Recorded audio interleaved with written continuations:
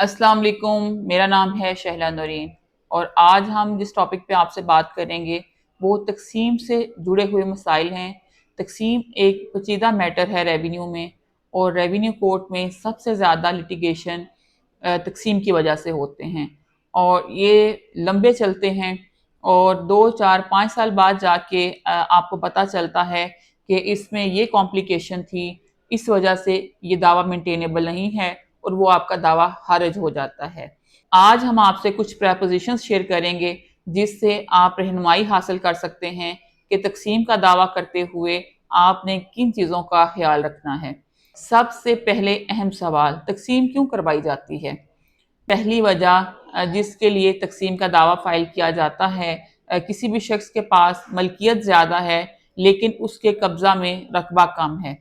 तो तकसीम का मकसद भी यही होता है कि लोगों को मलकियत के मुताबिक उनका रकबा मिले। अगर उनके पास मलकियत ज़्यादा है और कब्ज़ा कम है तो उनका कब्ज़ा पूरा किया जाए।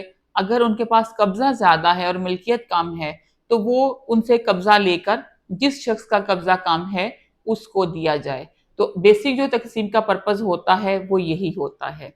उसके अलावा बाज़ दफ़ा लोगों का रास्ते का मसला होता है मुश्तरका खाते में, जो दीगर मुश्तरका खाता दरान हैं वो एक शख्स को जो है वो गुजरने का रास्ता नहीं दे रहे होते, तो उस सूरत में भी तकसीम का दावा फाइल किया जाता है। इसके अलावा विरासत की सूरत में और स्पेशली बहनों के केसेस में ये चीज़ देखने में सामने आती है कि पहली बात तो ये है कि बहनों को हिस्सा दिया ही नहीं जाता। कोई बंदा उनको जो है उनके हिस्से की प्रॉपर्टी देना नहीं चाहता, लेकिन अगर बाज़ दफ़ा बहनें किसी मजबूर कर लें तो उस सूरत में उनको बिल्कुल पीछे जो नकारा रकबा होता है वो दे दिया जाता है।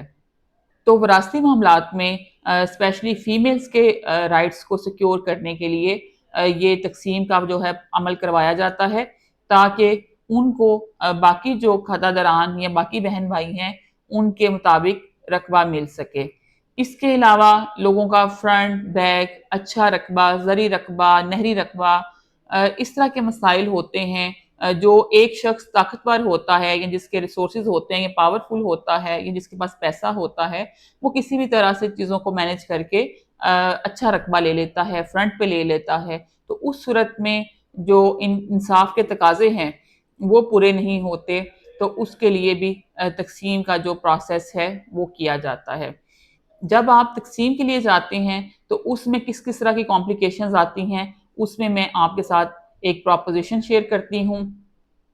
इससे पहले हम ये भी देख लेते हैं कि तकसीम किस किस फोरम पे की जा सकती है। यहाँ पे ये सवाल जानना बहुत ज़रूरी है। प्रॉपर्टी की नोयत के हवाले से उसके फोरम चेंज हो जाते हैं। अगर आप एग्रीकल्चर प्रॉपर्टी की तकसीम करवा रहे हैं तो आपको तहसीलदार की कोर्ट में जाना पड़ेगा। अगर आप सिकनी या कमर्शियल प्रॉपर्टी की तकसीम करवाना चाह रहे हैं तो वो वज़ीरिया सिविल कोर्ट होगी। सिकनी या कमर्शियल प्रॉपर्टी का इख्तियार रेवेन्यू कोर्ट के पास नहीं है। इसके बाद हम देखेंगे कि अगर आप तकसीम का दावा करने जा रहे हैं तो उसमें आपको किस किस्म के मुश्किलात का सामना करना पड़ सकता है।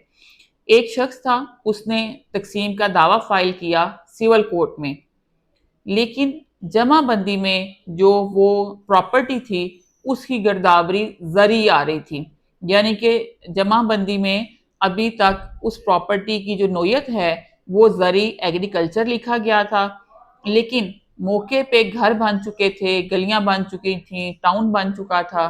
तो पार्टी ने डिसाइड किया, क्योंकि मौका पे घर बन चुके हैं, ये सिकनी प्रॉपर्टी है, तो इसके लिए दावा सिविल कोर्ट में किया जाएगा। सिविल कोर्ट में दावा किया गया, साथ में जो जमाबंदी अटैच की गई उसमें रकबा की गिरदावरी ज़री थी। सिविल कोर्ट में 10 साल केस चला। 10 साल बाद सिविल कोर्ट ने नॉन मेंटेनेबल की बेस पे दावा खारिज कर दिया कि रकबा जमाबंदी में ज़री है, तो इस रकबा की तकसीम सिविल कोर्ट में नहीं हो सकती। अब इस तरह की कॉम्प्लिकेशन से कैसे बचा जाए? सबसे पहले है गिरदावरी। गिरदावरी का तकसीम में बहुत अहम रोल है, क्योंकि फोरम डिसाइड करना आया कि ये सिविल कोर्ट में तकसीम होगी या तहसीलदार की कोर्ट में, ये गिरदावरी पे डिपेंड कर रहा होता है। अगर हम इस प्रपोजिशन को सामने रखें, इस सूरत में سب سے پہلے سائل کو کیا کرنا چاہیے؟ سائل کو یہ کرنا چاہیے تھا کہ اس کو اپنی گرداوری درست کروانی چاہیے تھی، یعنی کہ جمع بندی میں موقع کی نوعیت کو اپڈیٹ کروانا چاہیے تھا۔ اب سوال یہ ہے کہ گرداوری اپڈیٹ کروانے کا کیا طریقہ کار ہے؟ اگر کسی بھی ایریا کی گرداوری غلط ہو جاتی ہے یا اس طرح کا سینیریو ہوتا ہے کہ موقع پہ پہلے زرعی تھا اب گھر بن گئے ہیں، تو آپ اپنی گرداوری چینج کروانا چاہ رہے ہیں موقع کے اکارڈنگلی، تو آپ کو ایڈیشنل ڈپٹی کمشنر ریونیو یعنی کہ اے ڈی سی آر کو اپلیکیشن دینا پڑے گی۔ اے ڈی سی آر بذریعہ اسسٹنٹ کمشنر تحصیلدار پٹواری سے موقع کی رپورٹ لے گا، جو موقع پہ جا کے اپنی مفصل رپورٹ کریں گے کہ اب جو ہے یہ پہلے ایگریکلچر لینڈ تھی، اب یہاں پہ ٹاؤن بن چکا ہے، اب یہاں پہ گھر بن چکا ہے۔ پٹواری تحصیلدار سے موقع کی رپورٹ لینے کے بعد ایڈیشنل ڈپٹی کمشنر گرداوری کی تبدیلی کا آرڈر کر سکتے ہیں۔ آرڈر لینے کے بعد آپ جمع بندی میں اپنی گرداوری اپڈیٹ کروائیں گے۔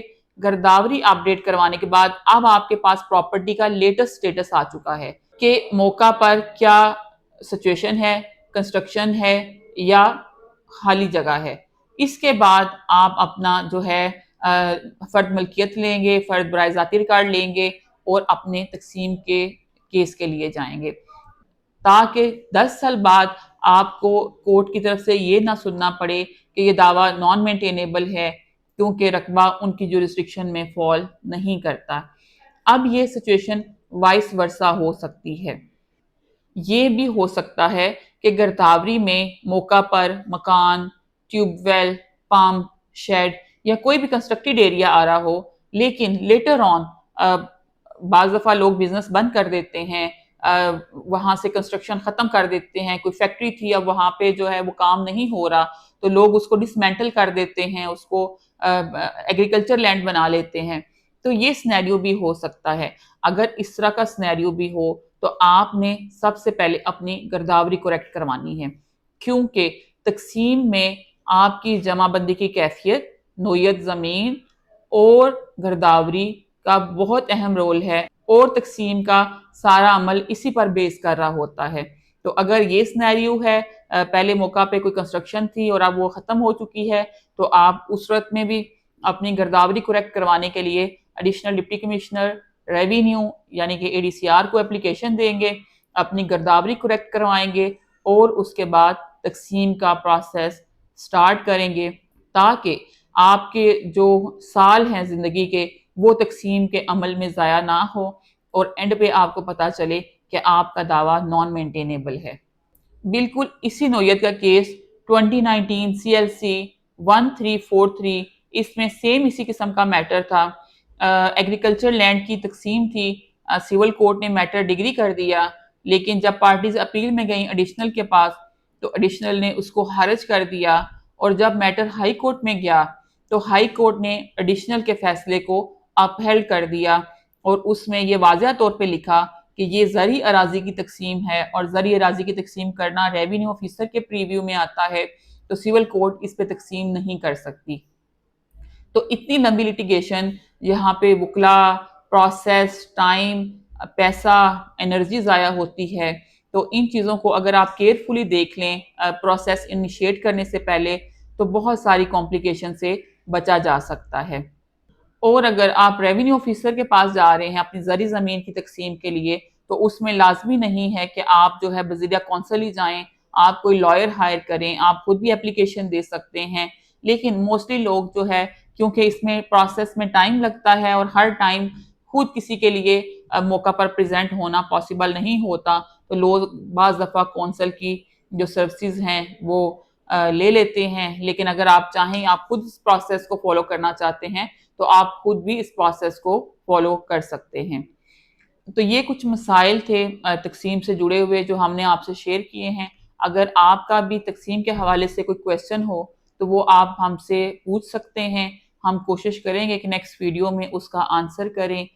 نیکسٹ ویڈیو میں ہم آپ سے نقشہ الف بے اور جیم بھی شیئر کریں گے، جس میں ہم آپ کو بتائیں گے کہ اس کو ریڈ کیسے کرتے ہیں اور ونڈا جات کیسے بنائے جاتے ہیں اور ان نقشہ جات کا کیا پرپز ہوتا ہے۔